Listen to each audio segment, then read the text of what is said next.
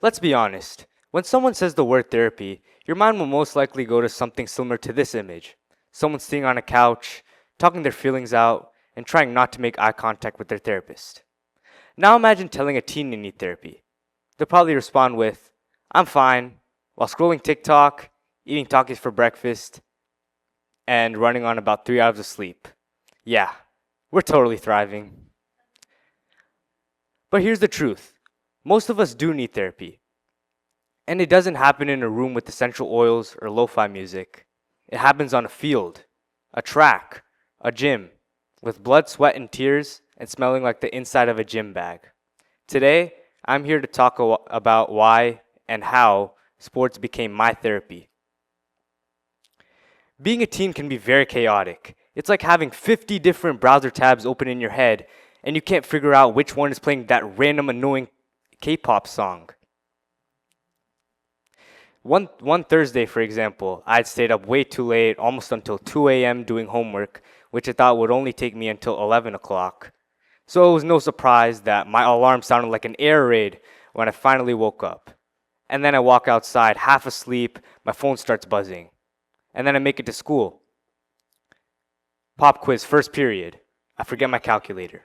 Scores come out at lunch. I didn't do great. How am I going to tell my parents? And then when I finally make it home, my sister's already asking me for help with their science project. By 3 p.m., I'm so exhausted, so many tabs open in my head, and I still can't figure out which one is playing random music.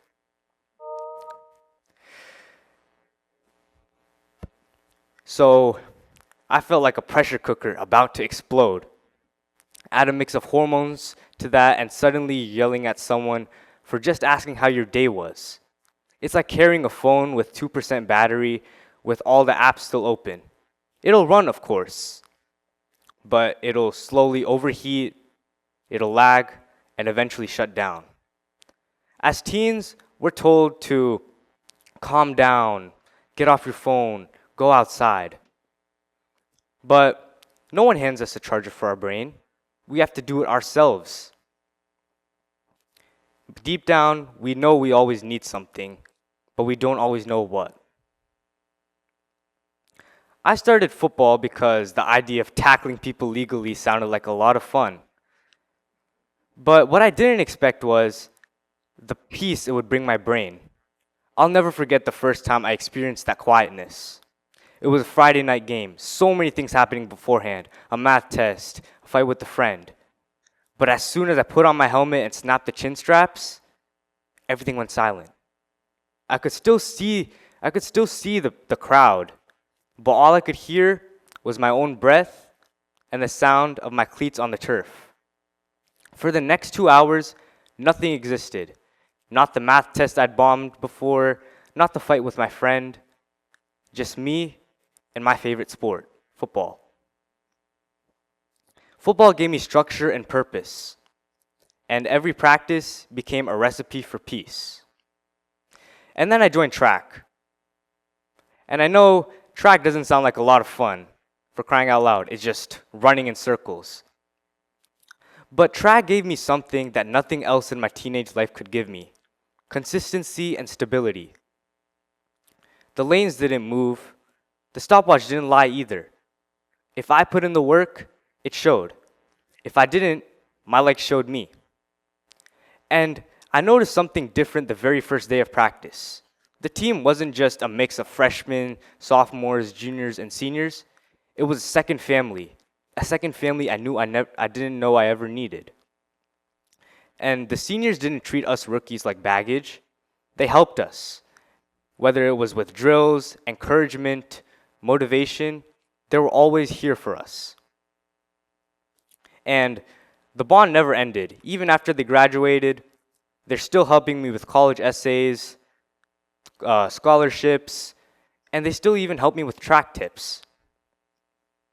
Track taught me that discipline equals freedom, and sometimes the simplest motion, left foot, right foot, can be the easiest way to calm.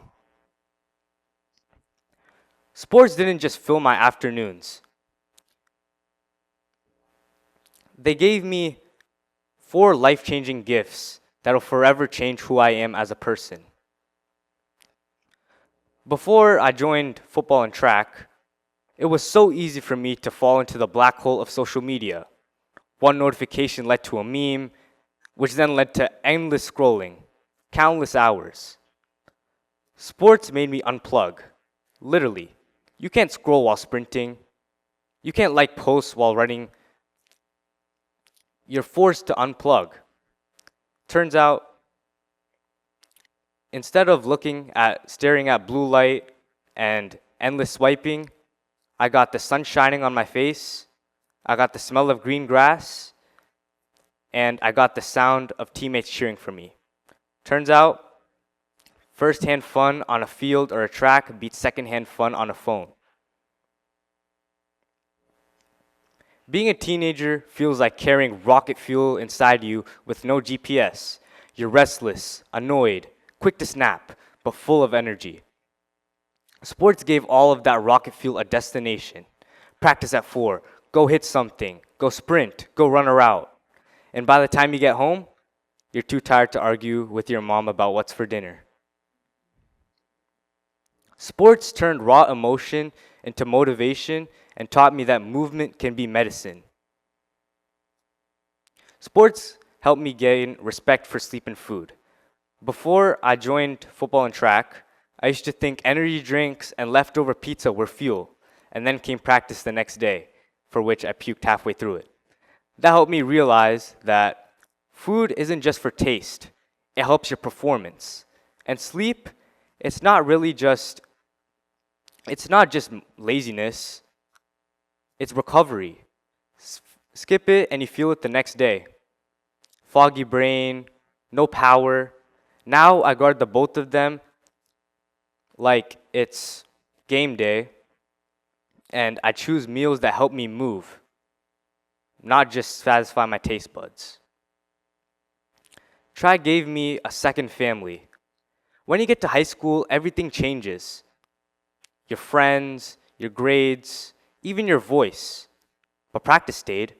The drill stayed. Coaches didn't ghost me, and my teammates were always here no matter what, when life got messy. When times were tough, my teammates were always here for me. Whether we were celebrating a team win, a good race for my friends, or we were consoling someone with a bad race, I felt something I can only describe as family. It wasn't just about matching last names, it was about being there for each other, day after day, practice after practice. And that's a rare kind of stability when everything in your teenage life feels like a roller coaster. Sports gave me focus, discipline, and a community that still shapes who I am. That didn't just make me a better athlete, they made me a healthier, calmer, and more grounded person. And here's the thing I love about sports. They have no age limit. Whether you're 6 or 60, your first practice can start tomorrow. It doesn't take a fancy body, fancy gear. All it takes is a pair of shoes and the willingness to move. The field doesn't care about how many birthdays you've had. All it cares is about the effort you put in. Research shows that teens who play sports have lower rates of anxiety and depression, and team sports can help build very important life lessons such as perseverance, resilience, and social skills. One evening at practice fell under a cloudy sky which soon opened up. It started to pour sideways. We all expected coach to cancel, but all he said was, "Line up." After every sprint, within minutes I was soaked, mud up to my knees, but after every sprint, I felt surprisingly lightweight. All that stress about college prep, schoolwork, even a fight with my friend I had, all of it washed away with the rain. By the time we were finished, I was shivering, but I felt strangely clear-headed.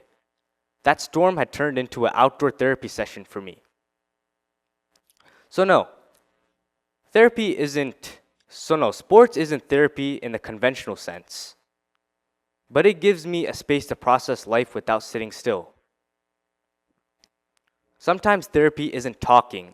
Sometimes it's moving, showing up, messing up, showing up again. If you're a teen or an adult and life feels too heavy, try stepping onto a court, a field, a track, or even a gym. Show up not to outdo others, show up not to impress anyone, show up to outdo yesterday's you. Because sometimes the most calming place is where your body moves, your mind quiets, and for once, you feel whole again. Thank you very much.